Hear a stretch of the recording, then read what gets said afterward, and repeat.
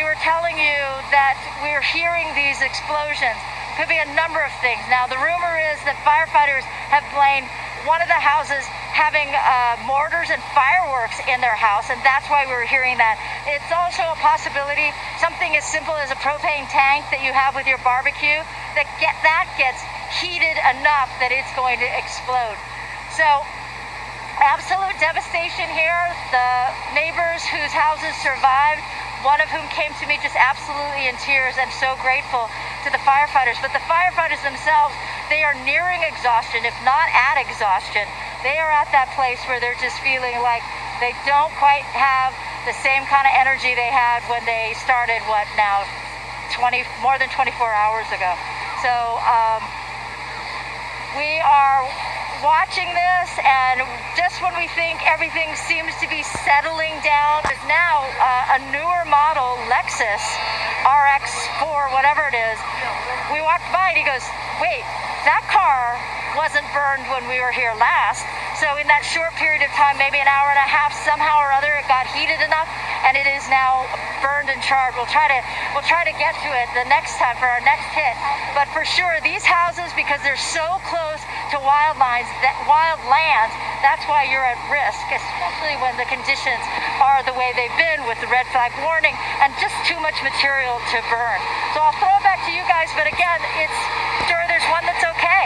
Let's see if we can walk back there. We'll throw it back to you, but we're going to go back into the back of a house and see whether we can see what the canyon looks like. Yeah, Okay, so I just wanted to get a sense of the logistics here on something like this and how it could happen. And so now we're seeing this back area of these houses, the canyon, which caught on fire, and all of this, all of the landscaping, all the trees and whatnot that caught on fire, and you can understand why perhaps the homes would have caught fire. Now here's a good representation of that. So you see across the street here, and you've got a tree. It is still on fire. There's still active flame. You see there, and you see how close it is to that house. Now there's no attempt by the homeowners on that end, nor firefighters there, to make sure that it doesn't spread. But you can well imagine that when you have a situation like that, and the wind starts to really gust, that you can have those embers fly into the house. Now it's very possible that there's enough, I can't really tell, but there might be enough space there that house will be okay. But meantime, all these houses were backed up against this canyon land, and that's why these houses were at risk. So, and you can see how much has burned. A neighbor was telling me that it was just absolutely frightening to be here when these hillsides were on fire. A lot of that material is now gone, but it is quite. And a house next door. It is an eerie sight to see, and we know for a lot of those homeowners, it is quite a risk for them to stand by and to try to protect their homes. It works for some people. And I have to say, because we watched the firefight there, and those people were also fortunate that the strike teams were there to help them out, because I don't even think their garden hoses would have been enough to keep those flames at bay. All right, we're continuing. Okay, guys, we're having trouble with our IFB, so we're going to... And as we were listening to Susan, the National Weather Service has now, in fact, extended those red flag warnings that were to expire this evening. The shake shingle roof, and it seemingly is less susceptible to fire, and yet, those go up in flames too. You can't stop the fire. Well, it's true. You can't stop the fire, but it doesn't help if you low. So because there was so much to burn, it burned really fast and hot, and that's why there was a problem there. So that's a situation, but we're still getting a lot of stories about what it was like not that long ago for this neighborhood to just go up. I'll send it back to you guys. Intensifies just like that. All right, Susan, thank you. Well, since we left you, we came just south a little bit. We're near the Parkway Calabasas exit on the 101 freeway. You can see open flame burning along the sides of the freeway. Now, it's definitely a spot fire. The good news is that there's no homes in that immediate area. This is the trees and the brush and the bushes that are alongside the freeway. Again, this is just north of the Parkway Calabasas exit on the 101. The 101 shut down to all but emergency vehicles, of course, in both directions. We're on one of the surface streets just on the north side of the freeway. You can see that brush. It's just catching fire as the embers get blown around by the wind, which fortunately has died down significantly. This road is open. We see people coming and going on this road, but the 101 freeway itself is shut down, Barbara Marla. Yeah, just an eerie sight when you think about that. Again, on a... No, I'm saying if you look up, you see that heavy smoke, but there's still bright blue skies and sunshine out here. You know, it's warm and the wind is very mild. You see one... It's like one of the scout planes just going overhead. So it's just a very strange feeling out here because the highway patrol, fire engines, emergency vehicles, bulldozers, volunteer security guards, people trying to leave in their cars. It's just a very unsettling, sort of scary situation, quite frankly. Now, eerie and all ominous. of the homes are in eerie. Yeah, all the homes that that where Susan is at on the other side. We're looking south now, and it's 10, 12 miles towards the ocean. That's the direction the wind's blowing. But what we're seeing again are these spot fires that are just igniting by the wind-driven embers. It makes this so unpredictable. I was going to ask Phil, because I asked Gigi earlier today if we haven't really, at least we haven't seen any pictures from Skyfox or any of our aerial shots. We haven't seen any helicopters, and usually we see the fixed wing, but those helicopters do, those sort of precise drops that they do. She said she couldn't really speak to, she didn't really remember seeing any of those. I haven't seen any today. I don't know if the smoke is one of the reasons why it's prohibited them from going up in the air, but what have you seen? Well, where we're at right now, I haven't seen any. We've been out here for a couple of hours, but I'm gonna assume that they're farther towards the coast, where the threat to homes and property is more immediate. Mm-hmm. This is spot fires. It doesn't really threaten anything, any homes, property, or lives. So I think they're concentrating their resources in other areas. All right, Phil. Thank you. All right, we're gonna head on. We're gonna keep moving and get back with you in just a little bit. Yeah, we definitely see that there are some homes that are still being threatened. They're on the right-hand side of your screen there.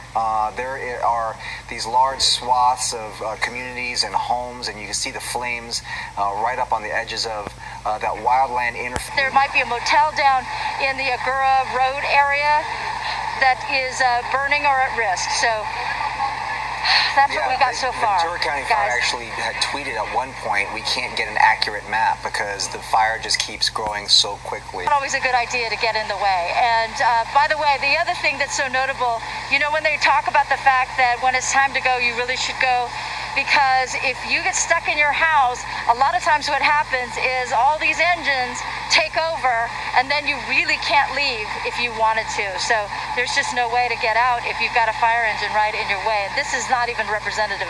Farther down the street, farther up the street, they're actually blocking driveways. So if you wanted to get out at a certain time, it would be no go. You couldn't go anymore. So I'll send it back to you guys right now. That they really can't keep up with it. That was the quote. We can't keep up with it. And so on the same... There was a moment when it was coming down and everything was orange, and I thought it was just going to be a fireball through. We live adjacent to the creek, and there's just so much dry brush and trees in the creek adjacent to our house, and I thought it was going to jump and just whip through. But we're halfway to the beach, decided, can't leave. I came back, we came back out, and we made a final stand. Cutting the live lines, the transmission lines over some of these areas where the strongest winds were. They actually did up in Santa Clarita and Sylmar to about a half a dozen homes last night because the winds were so strong there and they were concerned about that. But now the problem for them is there are down lines in places. There is work to be done, but the firefighters are getting priority to fight the fires before they can get in and make repairs. Well, how about these numbers here? This is Justin Gigi Gracia just giving us this information. This is from the Ventura County Fire Department Public Information Officer. Brace yourself for these statistics. So far in Ventura County, 95,331 people have been evacuated. That's combined between the Hill Fire and the Woolsey Fire. Most of those, almost 80,000 from the Woolsey Fire itself. In terms of structures, it looks like we're getting some statistics on how many structures have been impacted in Ventura County. 25,751 total structures. Was completely obscured on the freeway by the smoke. And they're actually CHP and other emergency vehicles coming southbound on the northbound lanes, which is also rather unusual. They've died down, so it's just a question of, trying to get some containment around this thing, which is obviously extremely difficult because it's spread over such a wide area. Well, as we said, that the fire has been extremely erratic. What we have seen through our coverage throughout the day is that those fire crews, those strike teams, more than 2,000 of them on the ground, they have just been responding to fire after fire after fire. The fire jumping the roadway at just 5:30 this morning. Tonight into tomorrow? We're going to tell you, we're going to put it this way. Yes, I think we will later tonight into early Saturday, let's say late afternoon, if that's the best way to put it. Then Sunday through Tuesday, it looks like we're going to have another one of these Santa Ana events. At first, we thought that it wasn't going to be as strong as the one we're experiencing now. And now it looks like it may be as strong, if not stronger, which is bad news. And so that's something... it looks like these type of conditions are going to go right through next Friday now. Oh.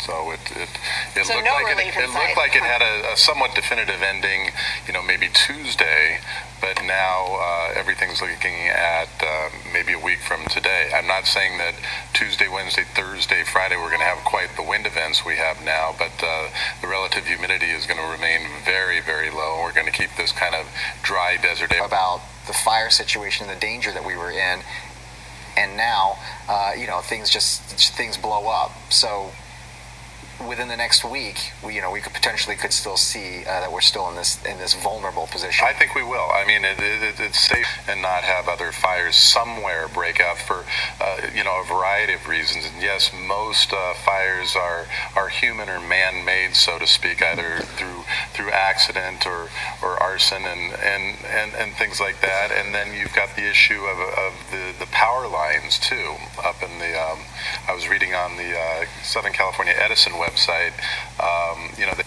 Let's go back over this way. Well, coming north out of the San Fernando Valley, the 101 is shut down at Hidden Hills, just past Topanga Canyon. And it's shut down in both directions, north and south, through the Calabasas, Agora Hills area. There's a Good Night Inn, this motel across the street that we're walking towards, that suffered some pretty serious damage. The firefighters... Here's the situation. We actually went off the air for our newscast at Fox 11 at 10 o'clock, and you and I came back into the station to go back on the air when we learned that homes were actually now on fire. And some of our viewers are able to tweet us questions and ask us about certain areas. And one of our viewers, who's actually been a guest on our show a number of times, Nikki, was asking me about Westlake. And throughout the night, Westlake was fine until about 2 a.m. Yeah. That's when we got the word the fire had then jumped into that Westlake area. And my concern was for you and your family, but you were already on it. We talked about Malibu. It certainly feels like that is sort of the epicenter right now. We talked about some of the celebrity homes. Caitlyn Jenner's has burned, and some of the evacuations we're hearing about Malibu Country Mart on PCH. And those stores appear to be closed. Away, but here we got the firefighters. They're trying to do their best, but look at that, putting the water on that blazing fire. And at the very least, try to keep it from spreading. The house, of course, is gone. There's no need to preserve it. But it is unnerving, to say the least, to see that kind of open and active flame. Susan, if we could just for a moment watch these firefighters at work here. We saw them pull up and then tackle this house right here, like you said, to keep it from spreading. Doing here on this one, how they're doing here on this neighborhood. But let's just take a moment here to watch them at work. But Christine, let me also point out that when I was speaking to the residents of the home that Armando has pointed out right now, not this home now, but the one next door, they said to me, it was because of you guys and because of your coverage that we realized that it was our street and our house. So we wanted to come back and to see how bad it was. So they did thank us for the coverage, but they're pretty upset. They don't want to have anything to do with being on camera. Lost in a house fire like this, and the thought of having to rebuild from scratch can be daunting. The reality of it all, and unfortunately, after another of these homes, and the intensity of the flame flying back and forth with the wind was really incredible, and that's the good thing. But the homes that took a beating are really burned to the ground. Coming back here live, and you can take a look at an image. Now we're looking at it from above, looking down. This was a beautiful home. We talked to Captain Rich Alleman with the LA County Fire Department about the fires here in this neighborhood and the intensity of the wind and the flames. What do you see and what do you think when you look at that? You see these homes in front. The fire intensity because of the winds is now we have multiple power lines down that are impeding access. We have water source issues where we're not having a lot of good pressure in some of the hydrants that we're tapping into.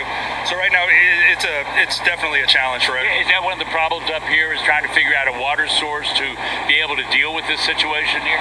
Absolutely, and engaging some of these fires because the intensity is so high. We have to be able to secure another water source or bring water tenders in. You talk about power lines. We've got a power line down right here that I'm sure is electrified. That's what kept us off of Canaan Road. We were going down Canaan Road, and we were stopped by police who said there's a wire down there you do not want to drive over. Okay, well, what do you do besides get the medication? 27. a lot of history there. Real piece of history there, that's right. Also, Kim and Kanye got Calabasas. You think of the Kardashians right away. Market or something and came back and the house is on fire. Yeah, that's understandable. Like, it took me 5 minutes to watch it fully erupt behind my house, come down here, turn these houses on fire, all the way back to my house within 20-minute span, and those houses were gone. When do you think that you will breathe a sigh of relief? Probably not till tomorrow, because there's a hot spot just started behind my house again, up towards Mountain Gate, Amundsen Ranch area, and if any structures catch on fire, you know, we're subject to more debris falling on the houses. Nothing left, nothing that's salvageable, at least not right now, not until the owners come back, and most likely as we see so many people later sift through the debris to see if they can find anything that might mean something to them. I want to bring our photographer Tony Butita to walk with me. This pickup truck, which was up here in the driveway, which was on fire, actually just rolled down the street. Firefighters putting some blocks on it to stop it. I want to show you though, and those homeowners are still on their roofs. That American flag right there in front of this home at 5444, that American flag was all curled up. It was getting all dirty, and it was dangerously close to a smoldering fire, and firefighters, it's very emotional. And it was actually a neighbor that made me aware of what was happening. Firefighters ran to get this flag, this American flag, this beautiful American flag. They unfurled it. It was near the house that was burning. They brought it out and they planted it here away from the fire. And a neighbor came running up to me and she said, "Do you see the American flag waving? Do you see that? Did you see what the firefighters are doing?" And we did. And it was just amazing. So the things that the firefighters do that, you know, we don't often talk about because we're looking at the bigger picture of the danger here in this neighborhood.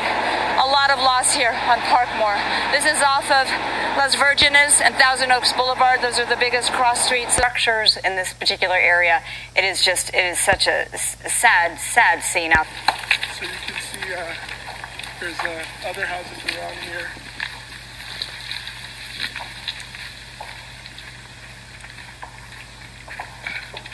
Here's another house, Sunset Oaks.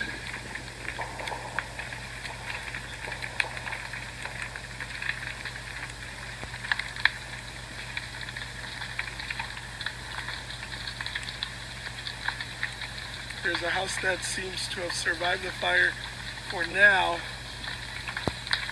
How do I put this?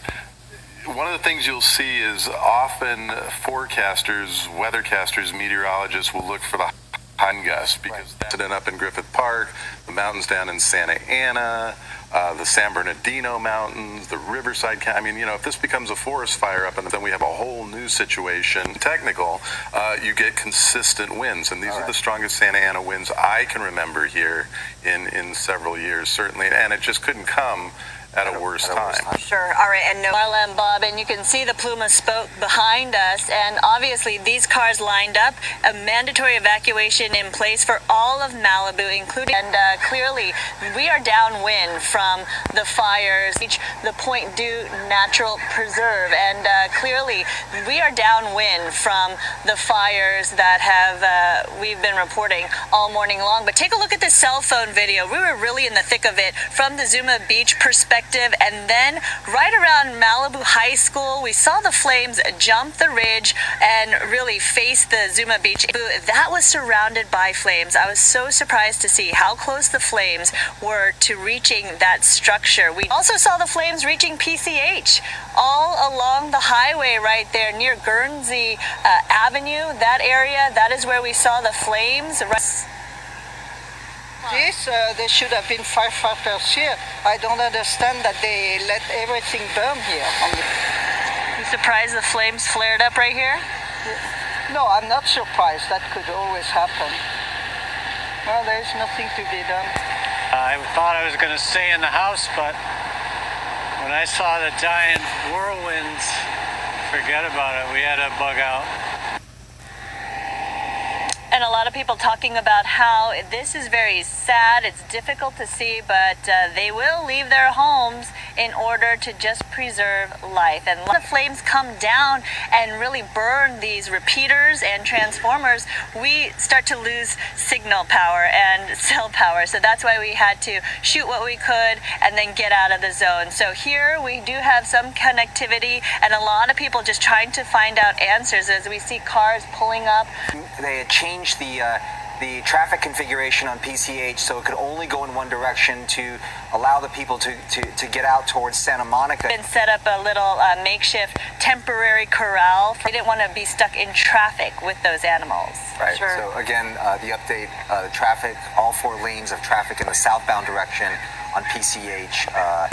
All lanes are now going in that one direction. You cannot go north on PCH. And evacuation orders are being. And Topanga to please evacuate immediately. Pablo, you're very familiar with the Montanito-Topanga area. Yeah, I used to live right there in the middle of there in Calabasas. Montanito is a little tiny area off Las Virgenes Road, so that would tell us that the fire is probably about 6 to 8 miles south of this type of evacuation than any area I have ever seen in Southern California, because shelters are also at capacity as well. They're asking all the animals now to go to Hansen Dam. We're going to go to Yeah, I think from the last time we showed you, there's a real neighborhood here that's under siege by the flames. These are modest homes, but they are home. There's somebody's home, and now there is nothing left. I talked to them.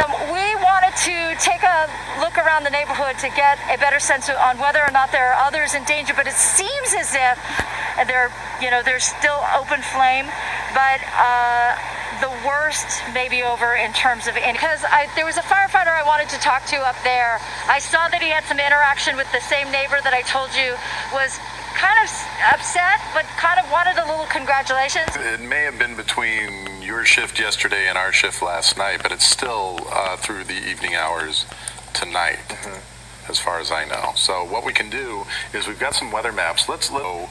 As devastating as this fire is, if this fire had started another 50 miles inland, it'd be going in the same direction and eating up land and territory as well. So Gavin Newsom, by the way, did tweet this. He is the acting governor right now, and of course our governor-elect just elected a couple of days ago. He says, thinking of our firefighters today. Susan, can you hear us? Oh, yeah, I can barely hear you because there are a couple of explosions. We've been telling you that there have been explosions here in this neighborhood. We're on the corner of Kenrose Circle and Parkmore Road. Now, I'm getting word from the neighbors that part of the reason why that has happened is because the firefighters are blaming we're in this house here on this corner because they were hoarders. So there was plenty to burn, and it gave them a foothold foothold, gave this fire a foothold, which then affected 2 or 3 houses farther down the road. And we're hearing these explosions, and the rumor is, at least among the neighbors, is that they actually have mortar rounds here and fireworks here.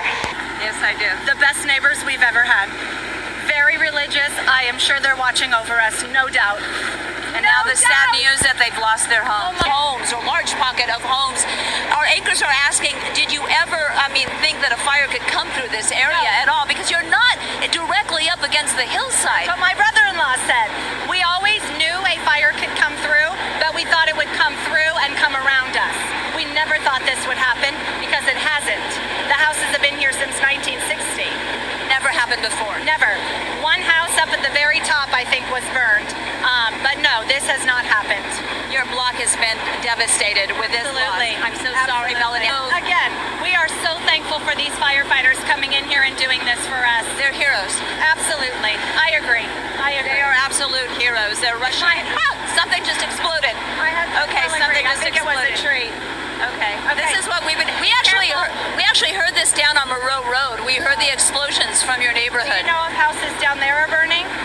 The business center, there was a fire around it, but firefighters were able to save it. There's a fire at the Taco Bell too, but they were able to save that.